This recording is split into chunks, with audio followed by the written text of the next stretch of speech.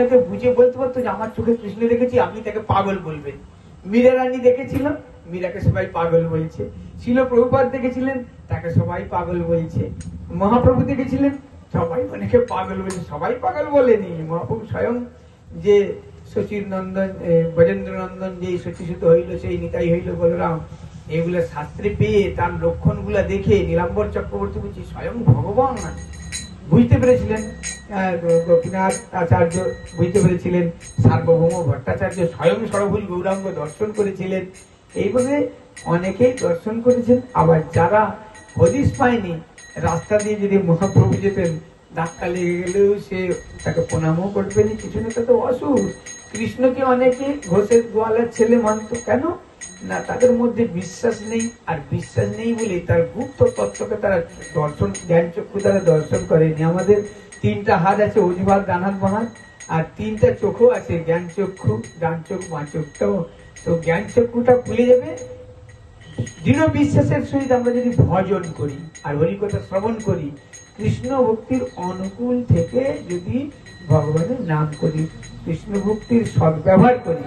কৃষ্ণ ভক্তির সদ্ব্যবহার করতে করতে আমরা হাত ছুড়ে পাই যাই, এসব কিছু নাই, কিচ্ছু নেই। একটু দুঃখে কবলে পড়ে গেলেই আমরা ভাবি যে কৃষ্ণ বলতে কিছু নেই। কিন্তু কৃষ্ণ আছে অনল অনিলে, চিরনভ নীলে, উদর চলিলে বাহনে, বিটপিলতায় জলধর গায়ে, শশী তারকায় তখন। এই কথাটা খুব সুন্দর।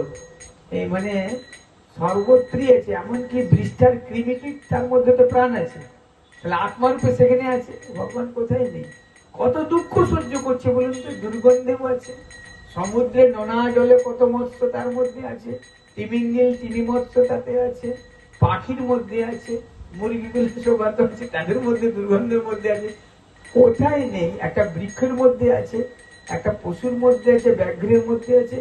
কিন্তু সেখানে থেকে তাকে কিন্তু সর্বদাই সচেতনতা দিচ্ছে যে তুমি পশুজনী লাভ করেছো, তুমি কিন্তু একসময় আমার আরাধনার যোগ্য ছিলে, তোমার কর্মফল পশুজনী প্রাপ্ত করেছে, তোমার ডিমোশন হয়ে গেছে।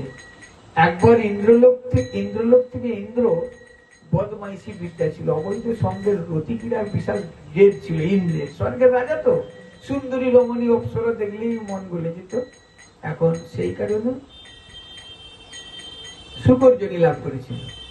তো এখন দীর্ঘদিন হয়ে গেছে, ব্রহ্মা স্বয়ং ব্রহ্মা এসে বলছে, ওহে ইন্দ্রদেব, তুমি স্বর্গের চ্যুত হয়েছো, স্বর্গের রাজা নেই, যাই তাই হচ্ছে। রাজার মন্ত্রী না থাকলে কি হবে, ভুলভাল যা ইচ্ছা করে।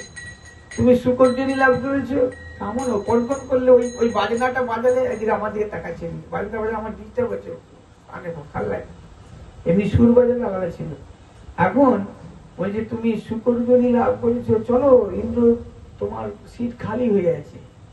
বলছে, আরে কোথায় কি রাজা, কোথায় কি, এখানে আমার 100খানা স্ত্রীর আছে, সহধর্মিনী আছে, কত পুত্র সন্তান সন্ততি আছে, কত মায়া দেয় আমার, এসে আমাকে কত শ্রদ্ধা জানায়, ভক্তি জানায়। বলে, আরে তুমি খাচ্ছটা কি দেখো না, বৃষ্ঠা ভক্ষণ করছো, গাটারের বৃষ্ঠা ভক্ষণ করছো, এটা দুর্গন্ধযুক্ত খাবার, এইটাই আমার অমৃত। সে তখন যখন যে মানুষ, একটা লজিকটা এখানে কি আছে কথার মানে, যে যখন যে দেহ লাভ করবে, যে যখন যে পোস্টে জন্ম হবে, সেই খাবারটাই তার ভালো লাগবে। কেন? সুন্দর কি বলে আফ্রিকার জঙ্গলে যে মানুষ আছে, জঙ্গলি মানুষ, দেখবেন সিদ্ধ করে খাচ্ছে, নুন নেই তেল নেই, সিদ্ধ করে কাঁচা মাংসই খাচ্ছে। তারা বলছে কি অমৃত খাবার দিচ্ছে, আমাদের থেকে ভালো খাবার হয়তো কেউ খায়নি, জানেনি তো, এই দিকটা তো দেখেনি।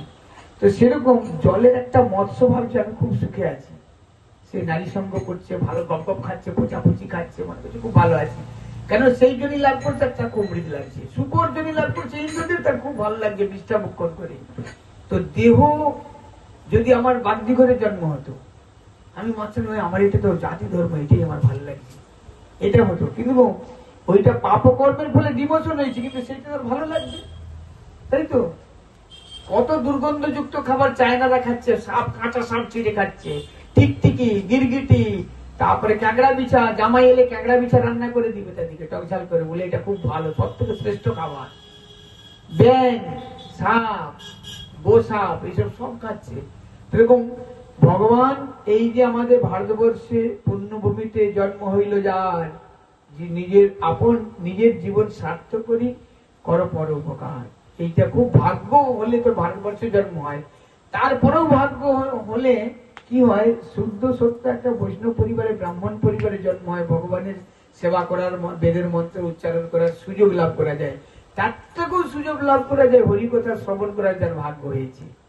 তাহলে কতখানি ভারতবর্ষে জন্ম হলেই কত ভাগ্যবান, কিন্তু সেই থেকে আমরা হেলাই হরি হরি বিফলে জন্ম গোয়াইন, মনুষ্য জন্ম পাইয়া রাধা কৃষ্ণ না ভজিয়া, জানিয়া শুনিয়া বিষ খাইন।